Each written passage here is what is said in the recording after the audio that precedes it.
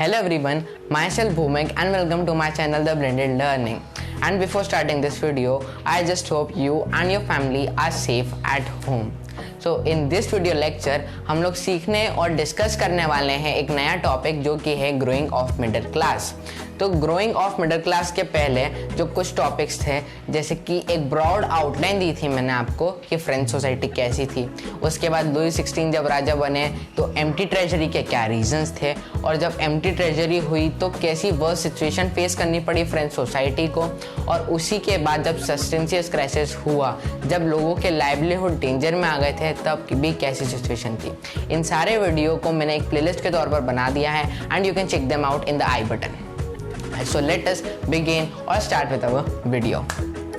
So guys, now let us discuss growing of middle class.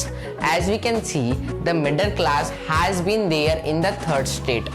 If we broadly classify the location where the people of the French society lives, they live in three states, which is the first king states, second is Christians or we can say the religious people state, and the third state where all the people live including middle class. So if we can see तो third state है वहीं से ही middle class की growth थी। एक section था जो middle class का, और मेनली उस सेक्शन के अंदर आते थे लॉयर्स, मैन्युफैक्चरर्स, ट्रेडर्स। तो ये तीन जो सेक्टर्स थे थर्ड स्टेट के, ये तीनों के अंदर से एक सेक्शन बाहर आया जिनके पास अच्छे से पैसा और मनी गेन होना चालू हुआ, जिस वजह से मिडिल क्लास की ग्रोथ होनी भी चालू हो गई थी। और यहाँ अगर हम लोग ये देखें कि इनकी ग्रोथ का एक पीछे क्या रीज़न था, तो इनकी ग्रोथ का एक रीज़न था मनी। इनके पास जब थोड़े बहुत पैसे आने लगे, इन्होंने एजुकेशन पर ध्यान दिया। जब एजुकेशन पर ध्यान लगा, ये लोग ग्रेजुएट हुए, एजुकेट हुए, उसके बाद इनके पास नॉलेज आया, इंफॉर्मेशन आई, ट्रेड कैसे हो सकता है और हम लोग क्या कर सकते हैं जिससे हमारा और प्रॉफिट हो। ये सारी चीज़ों की वजह से इनकी अच्छी खासी ग्रोथ हो गई थी। अगर हम लोग एक और टॉपिक डिस्कस करें कि इनके ने अब आगे और क्या करा जिसकी वजह से इनकी प्रॉफिट अर्निंग्स और हाई हो गई और इनकी ग्रोथ भी बढ़ गई, तो एक मेन फैक्टर जो था वो था ओवरसीज ट्रेड्स। यानी कि ये लोग सी ट्रेड भी करते थे, शिप्स लेकर अदर कंट्रीज में जाते थे, वहाँ ट्रेड करते थे, वहाँ इस्टेब्लिशमेंट करते थे अपने बिजनेस का, और वहाँ से फिर प्रॉफिट अर्न करना चालू करा। और जैसे मैंने आप लोगों को बताया कि ये लोग जो थे ये बहुत अब एजुकेटेड हो गए थे। साथ ही साथ जब इनकी ग्रोथ हुई, इनने अपने मार्केट स्टैब्लिश करे फ्रेंच सोसाइटी के अंदर, वहाँ से दूसरे लोगों की भी थोड़ी थोड़ी ग्रोथ होना चालू करी। Because as one runs the economic, other people also get into it and they also get the profit of it. अब यहाँ हमें पूरा एक आउटलाइन मिल जाता है कि इनकी ग्रोथ कैसे हुई। अगर हम लोग देखें तो इसी के साथ फ्रेंच रिवॉल्यूशन जो था उसको यहाँ सिर्फ ओरिजिन मिला था, यहाँ से ही। अगर हम लोग देखें तो जब एजुकेशन इनका हाई होने लगा, इनके पास आइडियाज़ आने लगे कि वाई एक इंसान को बर्थ के तौर पर कैटेगराइज करा जाता है। अगर आप फर्स्ट स्टेट में या सेकंड स्टेट में जन्म लेंगे, आपको कुछ प्रिविलेजेस मिल जाएंगे, कुछ स्पेशल राइट्स मिल जाएंगे, जिसकी वजह से आपको पूरी ज़िंदगी उतना टैक्स नहीं पे करना पड़ेगा, उतना स्ट्रगल नहीं करना पड़ेगा। तो ऐसा ही क्यों सिर्फ एक के बर्थ के पीछे?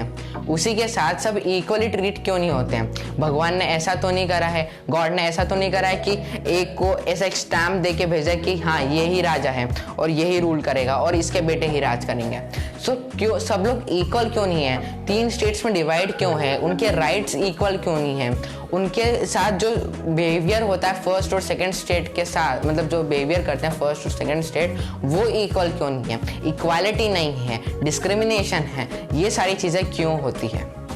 इसका जवाब के लिए उनने अपनी प्रोटेस्ट रेस करा, वॉइस रेस करी किंग के आगे, जिसकी वजह से फ्रेंच रिवॉल्यूशन का यहाँ ओरिजिन हुआ।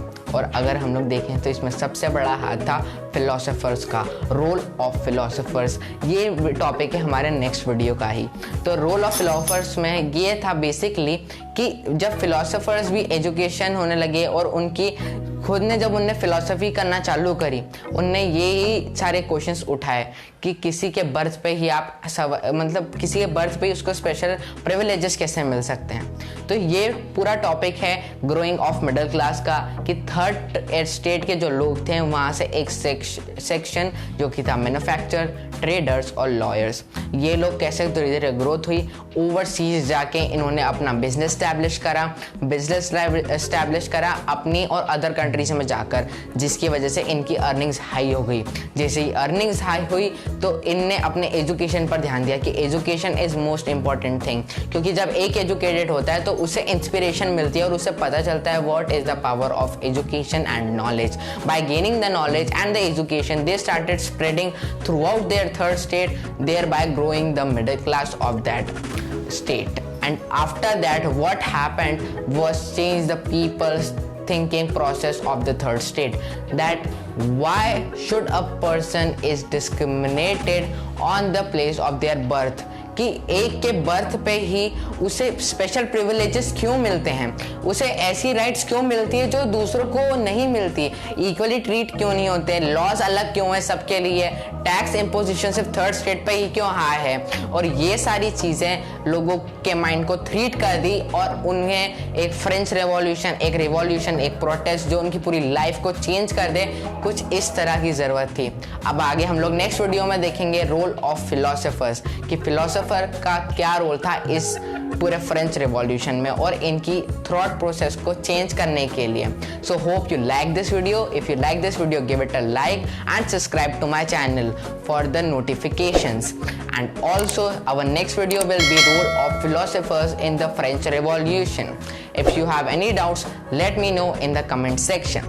So thank you all and hope you like this video and the concept was understood to you. So thank you all. Thanks for watching.